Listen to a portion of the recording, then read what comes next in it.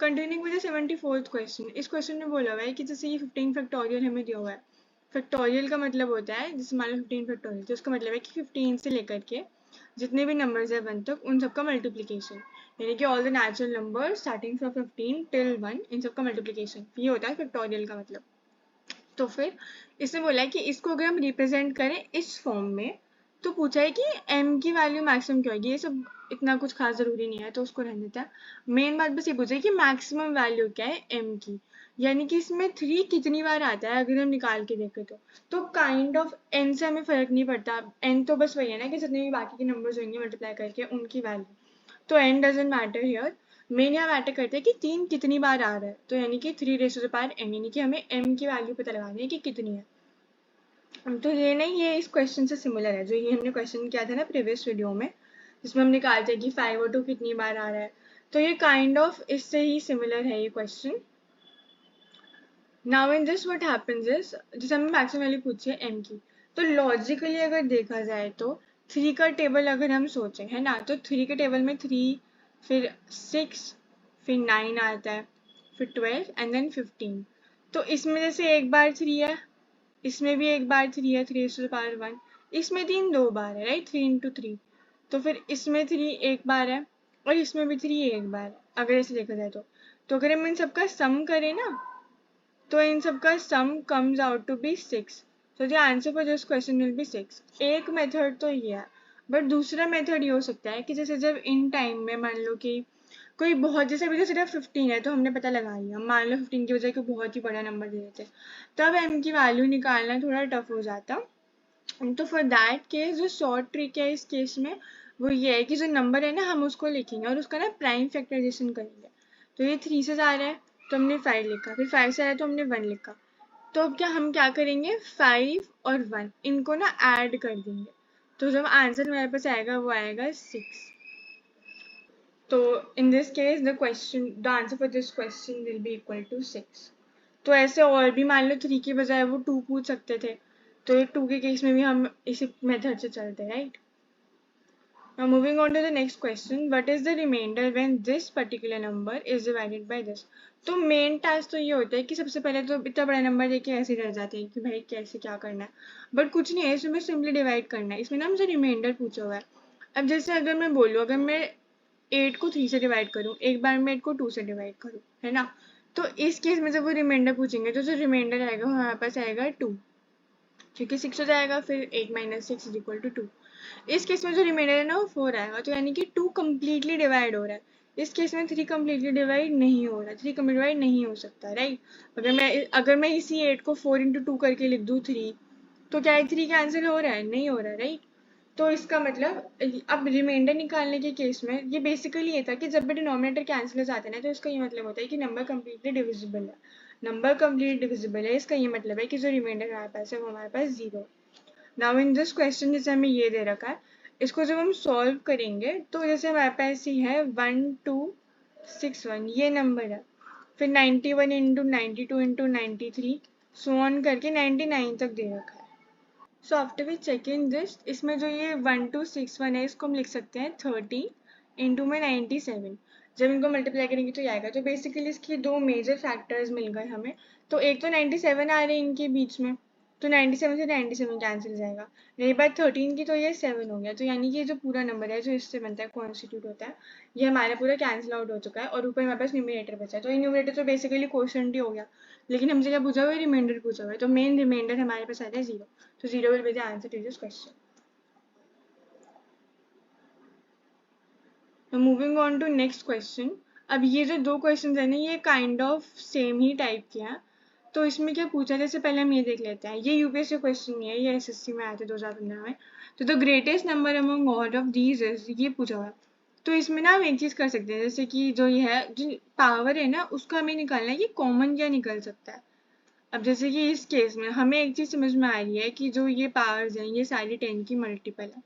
तो हम इनको कैसे लिख सकते हैं, पावर को हम जितना छोटा कर सकते हैं ना उतना ही हमारे लिए बेस्ट है, और तभी हम सॉल्व कर पाएंगे, वरना ऐसे तो कोई सोल्यूशन निकाल ही नहीं सकता।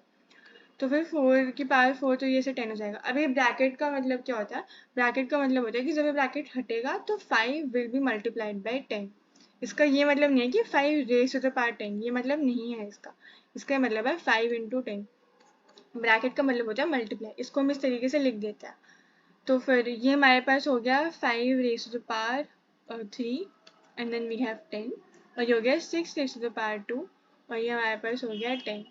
अब देखो इस केस में अगर देखा जाए ना तो ये तो अब इसकी जो वैल्यू हमारे पास आ जाएगी वो आ जाएगी 243, यानी कि 3 रेज टू द पावर 5 की।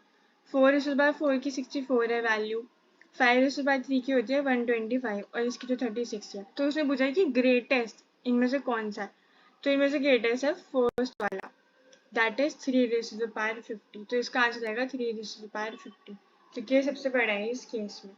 अब रेज टू द पावर 10 है तो यानी कि 10 तो सब में ही मतलब है, तो यानी कि जो भी अंदर वैल्यू होगी, अब इसका 10 करेंगे तो वो ज़्यादा बड़ा होगा या इसका 10 करेंगे, ऑब्वियसली इसका। तो बेस से फर्क पड़ता है क्योंकि पावर हमने काइंड ऑफ कॉमन निकाल लिया है एक, इसलिए इस क्वेश्चन का आंसर जाएगा 3 raise to the power 50। Moving on to the next question, ये भी काइंड ऑफ सिमिलर ही है उस क्वेश्चन से, बट इसमें more of simplification is involve. For example हमें दिख रहा है कि यहाँ पे 4 और 8 दे रखे हैं, और 4 और 8 ना 2 की पावर बन के आ सकते हैं। तो एक हमारे पास जैसे 2 की पावर 40 हो गया, एक हमारे पास ये हो गया। 4 की पावर 18 को हम लिख सकते हैं 2 की पावर 2 रेस इंटू में 18, राइट। तो फिर इनको मल्टीप्लाई जब हम करेंगे तो it will be 2 raise to the power 36। Then we have ये, तो 8 रेस टू द पावर 12 में तो 2 रेस टू द पावर 3 होता है 8, और फिर हमारे पास 12 भी है पावर में, तो फिर हो जाएगा 2 रेस टू द पावर 36। यानी कि ये और ये दोनों तो इक्वल है, हमें एक चीज़ तो पता लग गई कि ये और ये तो इक्वल है, यानी कि 4 और ये, तो स्मॉलेस्ट का केस इनमें से तो हो ही नहीं सकता, जाहिर सी बात है। एंड ये इससे बड़ा है, तो obviously the answer will be equal to 3 raise to the power 21। This will be the answer to this question. Now this is a 68th question, और इस क्वेश्चन में बोला हुआ है a lift has the capacity of 18 adults or 30 children. How many children can board the lift with 12 adults? तो इसमें ये है कि या तो 18 adults आ सकते हैं एक लिफ्ट में, या फिर एक लिफ्ट में आ सकते हैं 13 बच्चे यानी कि 13 चिल्ड्रन। तो या बोला है राइट, और या तो ये आ सकते हैं या फिर ये, विच मीन्स के weight of 18 adults will be equal to weight of 30 children, right. Because lift की जो कैपेसिटी है वेट की वो तो इंक्रीज या कम नहीं हो सकती, राइट, वो तो सेम ही रहेगी। तो यानी कि ए जो है हमारे पास that is weight of one adult, weight of one adult, और जो सी हमारे पास है that is weight of one child. ठीक है, अब इसमें बोला है how many children can board the lift with 12 adults। अब इसमें हम क्या करते हैं, इसमें ना हम सिंपली रेशो निकाल लेते हैं। जैसे ए हो गया सी, तो ये जाएगा 30 अपॉन में 18, 2 से कैंसिल करेंगे तो 9 हो जाएगा, फिर 15 हो जाएगा, फिर 3 से दोबारा जा रहा है, तो इट विल बी व्हाट 3 3 जा एंड देन 3 5 जा, तो यानी कि 5 और 3, यानी कि अडल्ट का वेट अगर 5 है तो बच्चे का वेट होएगा 3 kgs। अगर अडल्ट का वेट है 50 kgs तो बच्चे का वेट होएगा 30 kgs। तो ये हम बेसिकली एक एवरेज मान के चल रहे हैं कि एक बच्चे का जो वेट होएगा वो होएगा 3, और एक जो 3 यूनिट्स हम बोल सकते हैं बिकॉज हमें नहीं पता ना कि एक्चुअल वेट का क्या सीन है, बट ये रेशियो पे बात चलती है मेनली पूरी इस क्वेश्चन में। तो इसमें बोलते हैं how many children can board the lift with 12 adults। अब इसमें बोला है कि 12 अडल्ट हैं तो कितने बच्चे हो सकते हैं। अब हमें पता है कि एक अडल्ट का वेट है 5, तो अगर हम 5 मान लें तो हमारे पास 12 अडल्ट है, यानी कि 60 हो गया। तो 60 होने के बाद प्लस में हमें करना है कि अब जो इनका वेट अगर हम कैलकुलेट करें तो 18 5 will be equal to what, 18 5 will be equal to 90, यानी कि इनका जो सम है वो पूरा 90 आ सकता है। तो अब इसमें बोला है कि हाउ मेनी चिल्ड्रन, कितने बच्चे हम कैरी कर सकते हैं। तो अब एक बच्चे का हमें पता है कि 3 है, so we can just write here, x, और 90 हमने कैसे लिया, I can again tell you, जैसे 8 into 5 will be equal to 90, और वहीं 13 to 3 will be equal to 90, यानी कि जो लिफ्ट की जो कैपेसिटी है वो बेसिकली 90 है, यानी कि 90 तक का यूनिट तक का वेट वो सहन कर सकती है। अब इन्होंने हमें बता दिया कि यहाँ पास 12 तो अडल्ट है, तो यानी एक अडल्ट का वेट इतना, टोटल नंबर ऑफ अडल्ट, तो यानी कि इनका टोटल वेट आ गया। बच्चे इन्होंने हमें नहीं बताया, बच्चे हमें निकालना है कि कितने बच्चे होने चाहिए, लेकिन इन्होंने हमें बच्चे का वेट बता दिया कि एक बच्चे का वेट कितना है, 3 है, तो 3 यूनिट्स है, तो फिर ये हो जाएगा 60 plus 3x will be equal to 90, which means 3x will be equal to 30, 60 minus हो गया 90 में से, तो x will be equal to 10, तो the answer for this question will be equal to 10, यानी कि देयर शुड बी 10 चिल्ड्रन, ताकि वो जो लिफ्ट है वो कोलैप्स ना हो, या फिर 10 से कम भी हो सकता है, बट मेनली इन्होंने बोला कि कैन वोट, तो वही बात है कि मैक्सिमम वन किसी ने गया, तो आंसर इसमें आ जाएगा 10. There should be 10 children who can vote the lift with 12 adults. Thank you.